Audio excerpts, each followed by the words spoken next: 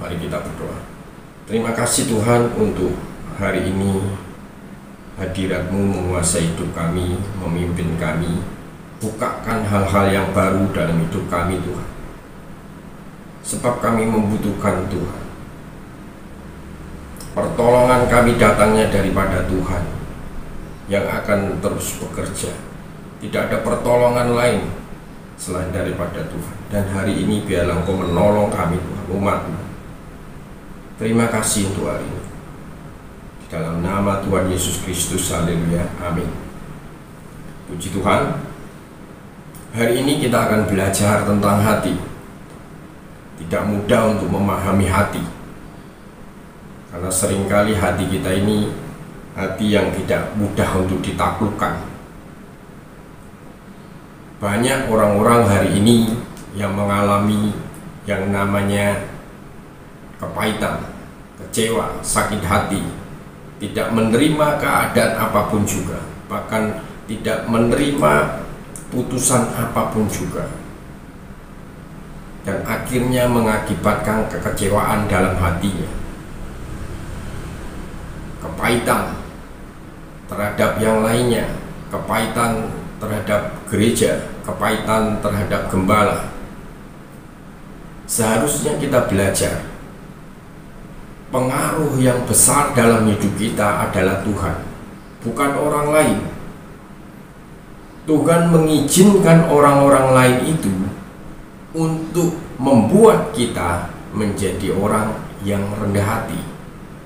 Kalau kita terus datang kepada Tuhan, jangan melihat orang. Ketika kita melihat orang, maka kita akan terus menjadi orang yang suka menghakimi. Dan ketika kita menilai, menghakimi, ngomongin orang, itulah yang membuat hati kita ini terluka. Hati kita seharusnya penuh dengan hadirat Tuhan, penuh dengan Roh Kudus. Ketika hati kita penuh dengan Roh Kudus, maka kita tidak akan tertarik untuk menilai, untuk menghakimi, untuk menjelekkan orang. Kita akan bergembira, bersuka cita ketika hati kita ini penuh. Tapi ketika hati kita ini kosong, maka hati kita ini akan diisi dengan hal-hal yang membuat kita, yaitu akan mengalami kerugian-kerugian. Sakit hati, kepahitan, kekecewaan, menjelekkan orang, tidak terima keadaan, tidak terima apapun juga. Itulah yang terjadi karena hati kita kosong. Firman Tuhan berkata bahwa ketika rumah itu kosong, iblis itu akan membawa 7 temannya yang paling jahat lagi masuk ke dalam rumah ini.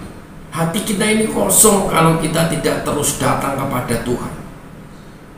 Hati kita ini tidak bisa ditenangkan, tidak ditaklukkan hanya di dalam Tuhan saja. Kita harus terus-menerus datang kepada Tuhan, berdoa untuk menguasai hati kita ketika kita lagi kecewa kepada mungkin seseorang, kepada gereja, kepada pelayanan. Kita ketika hati kita kecewa, apa yang harus kita lakukan? Kalau itu didiamkan, maka itu akan betul-betul merugikan hidup kita. Kekecewaan akan menimbulkan sakit hati. Sakit hati akan menimbulkan kepahitan. Kepahitan akan menimbulkan pemberontakan. Dan itulah yang akan menjauhkan kita daripada Tuhan. Hati kita ini harus penuh. Datang kepada Tuhan, taklukkan hati kita di hadapan Tuhan. Ketika takluk di hadapan Tuhan, maka Tuhan akan memenuhi hati kita. Kita tidak akan pernah kecewa, kita tidak akan pernah sakit hati, kita tidak akan pernah yang namanya kepahitan kepada siapapun juga. Karena kita harus tahu bahwa berkat Tuhan itulah yang menjadi bagian saya. Berkat Tuhan itulah yang harus menjadi bagianku. Untuk apa saya kecewa? Untuk apa saya sakit hati? Tidak perlu untuk kita sakit hati, kecewa. Kita tahu bahwa berkat datangnya dari Tuhan. Orang tidak bisa memberkati kita. Orang tidak bisa memperlakukan kita dengan baik, tetapi Tuhan yang akan memperlakukan kita dengan baik. Ingat, biarlah kita penuh dengan kuasa Roh Kudus, dengan Roh Kudus, supaya kita hidup bisa menerima segala sesuatunya. Tidak ada kekecewaan, tidak ada kepahitan, tetapi hati kita sudah ditaklukkan di hadapan Tuhan. Dan kita akan melayani, kita akan memberkati. Orang yang kosong biasanya,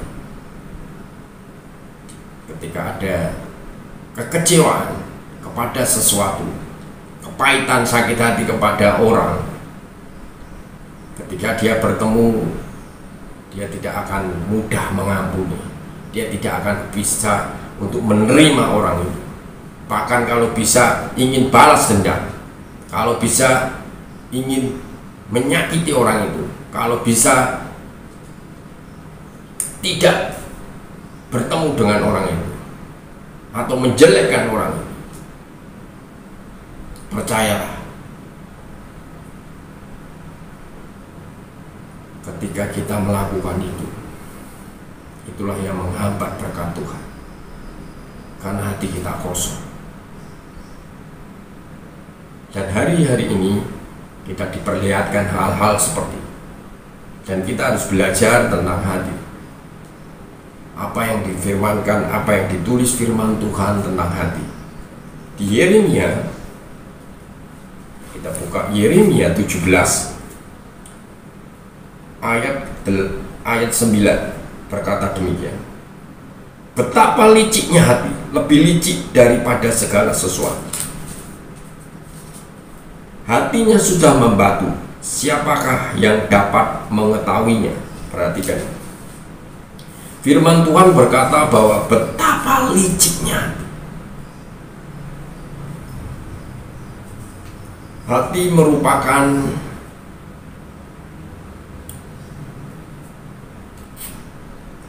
organ tubuh yang benar-benar mempengaruhi seluruh tubuh kita. Dan secara kejiwaan, hati kita tidak bisa kita ini mengetahuinya. Firman Tuhan, siapa yang mengetahui hati? Tidak ada. Bahkan kita sendiri tidak mengetahui hati kita. Untuk mengetahui hati kita, kita harus datang kepada Tuhan yang menciptakan hati itu. Kita harus dekat kepada Tuhan, kita harus intim dengan Tuhan, kita harus melekat kepada Tuhan. Maka ketika kita dekat kepada Tuhan, kita bisa mengerti isi hati kita, bisa mengendalikan hati kita, bisa mengetahui apa yang harus dilakukan, diinginkan hati kita. Betapa liciknya hati. Kita ditipu oleh hati kita. Kita bisa dikotori oleh hati kita. Kita bisa dibuat jahat oleh hati kita. Inilah hati, betapa liciknya. Tidak ada yang satu orang pun tahu. Ketika hati itu sudah licik, tidak bisa dikuasai, tidak bisa dikendalikan. Hanya kekuatan Tuhan yang mampu mengendalikan hati yang licik, supaya kita bisa tenang di hadapan Tuhan, diberkati Tuhan. Ketika hati licik, maka akan muncul segala kejahatan. Kita hari ini belajar bagaimana Kain. Apakah Kain persembahannya tidak diterima Tuhan karena apa yang dipersembahkan dari hasil pertanian? Sebenarnya bukan itu. Tuhan tidak melihat persembahan, walaupun dia kambing domba maupun dia hasil pertanian. Tuhan tidak melihat itu. Yang Tuhan lihat adalah hati. Coba kita pelajari ya, firman Tuhan Kain. Perhatikan baik-baik. Kain 4, Kejadian 4. Kejadian pasal 4.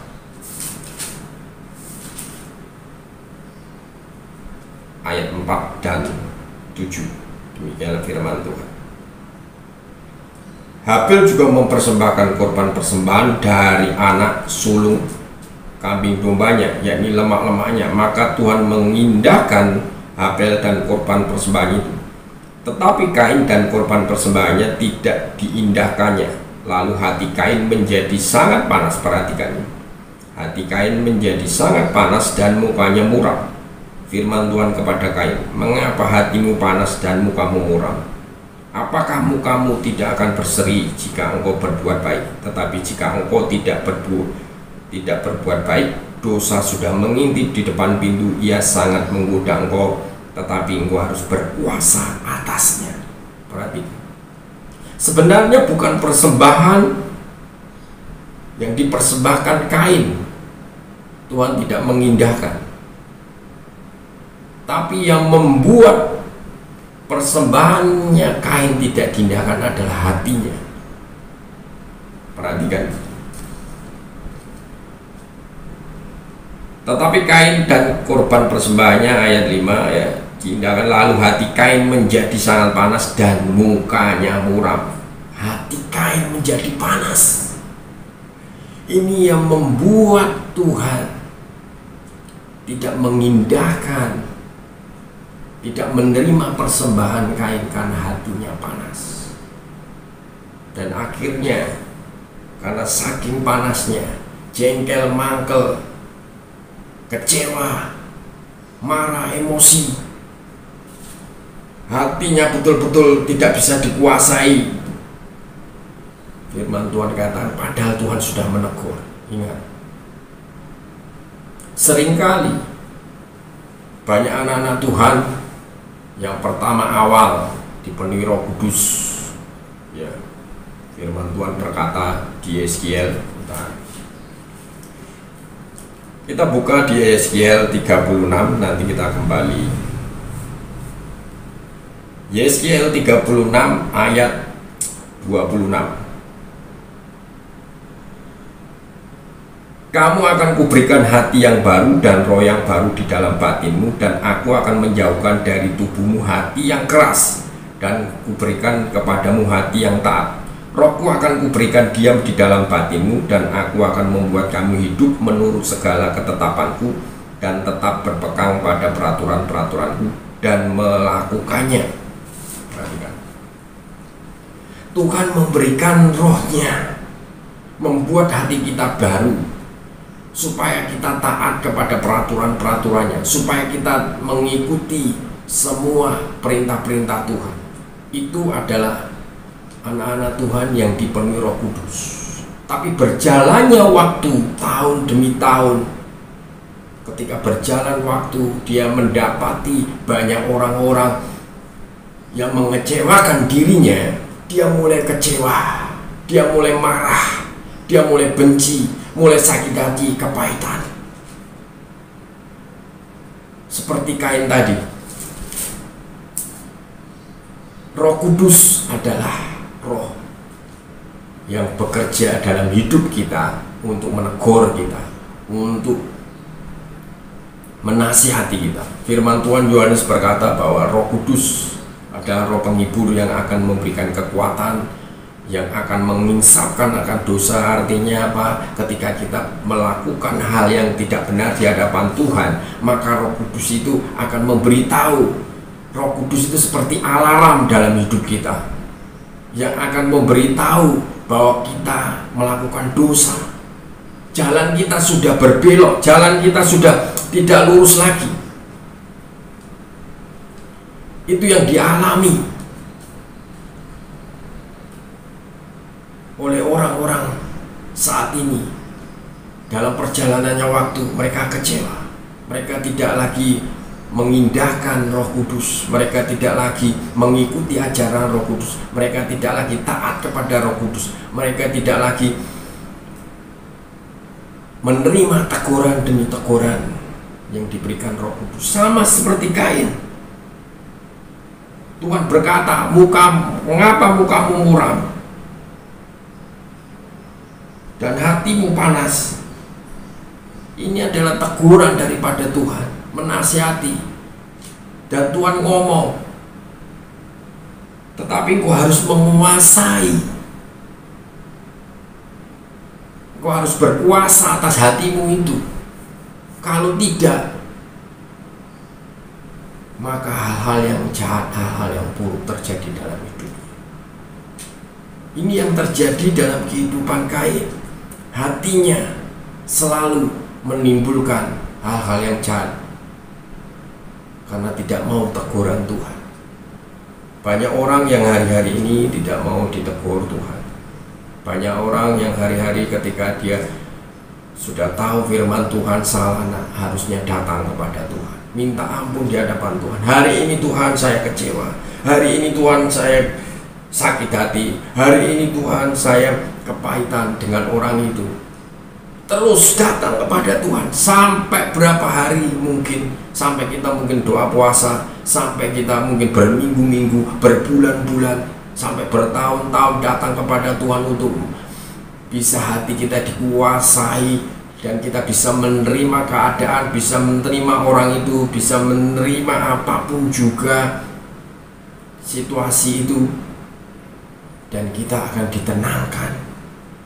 Karena ingat firman Tuhan bahwa segala pikiran yang jahat itu berasal dari hati. Coba kita baca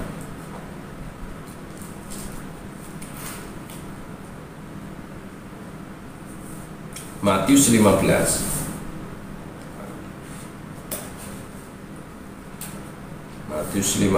ayat 19.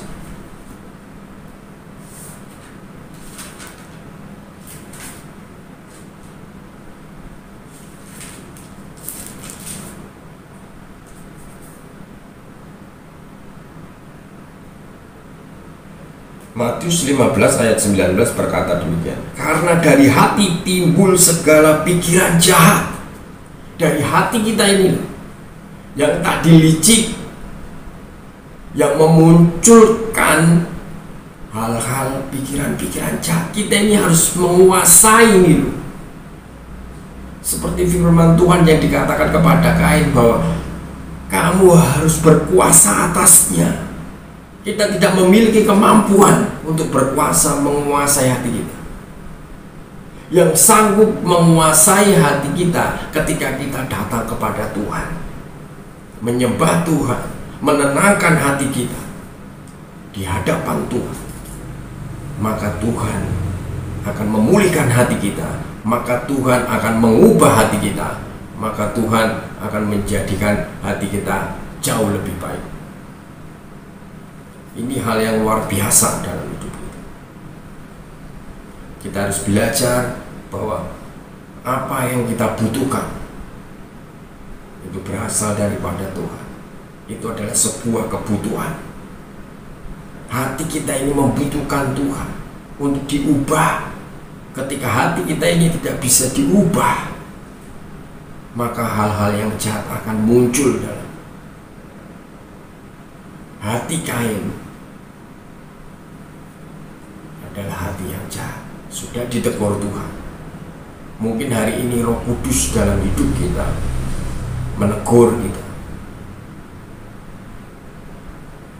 memberitahu kita supaya kita bertobat, dan terus-menerus kita belajar, dan suatu hari kita akan mengalami kebaikan demi kebaikan Tuhan. Percayalah bahwa Tuhan akan memberikan hal yang baik dalam hidup kita. Percayalah Tuhan akan memberkati hidup kita, dan hidup kita akan menjadi berkat bagi banyak orang ketika hati kita pulih. Kita tidak akan kecewa dengan orang lain, kita akan menerima orang lain. Ketika hati kita penuh dengan Roh Kudus, ketika hati kita penuh dengan sukacita, dengan damai sejahtera, dengan hadirat Tuhan, maka ketika kita bertemu orang yang menyakiti kita, kita akan tetap tertawa, tersenyum, berbahagia, bersukacita. Karena hadirat Tuhan menguasai kita. Ini hal yang luar biasa. Dan apa yang dikatakan Daud? Kita buka di Mazmur 131.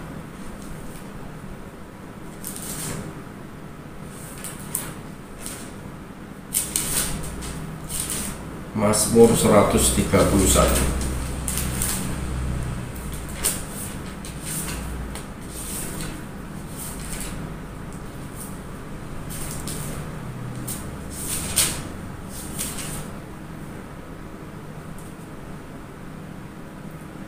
Mazmur 131 ayat 2. Sesungguhnya aku telah menenangkan dan mendiamkan jiwaku seperti anak yang disapi berbaring dekat ibunya. Ya, seperti anak yang disapi jiwaku dalam diriku. Berharaplah kepada Tuhan Israel dari sekarang sampai selama-lamanya. Sesungguhnya aku telah menenangkan.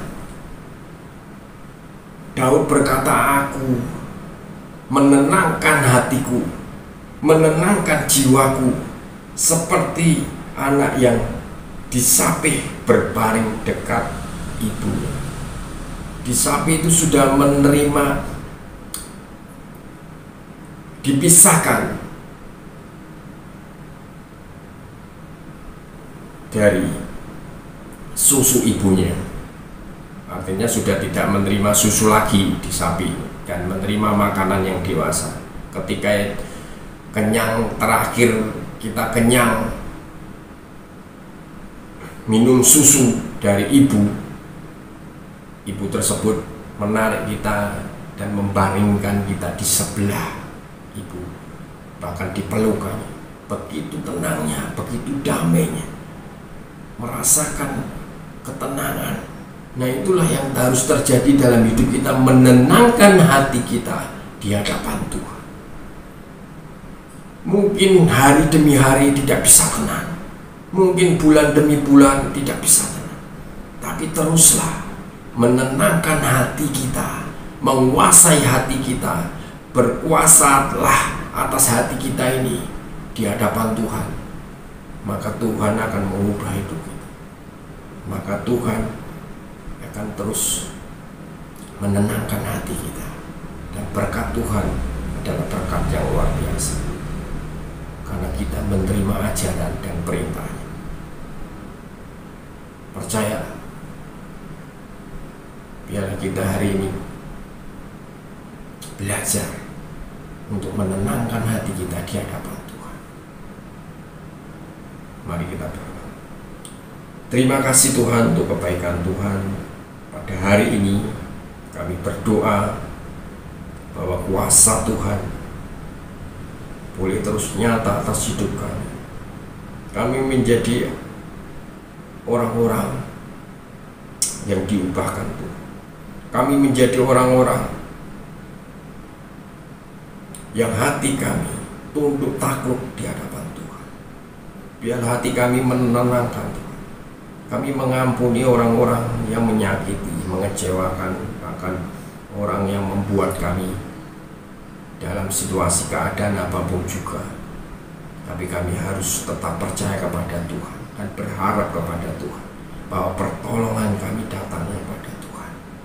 Dan kami tidak akan melihat orang lain, tapi kami melihat Tuhan, bahwa Tuhan memberkati kami. Terima kasih untuk hari ini. Berkati umat-Mu. Biarlah umat-Mu terus menenangkan hatinya, menguasai hatinya, dan hatinya boleh mengalami sesuatu yang luar biasa yang berasal daripada Tuhan. Terima kasih Tuhan. Di dalam nama Tuhan Yesus Kristus, haleluya, amin.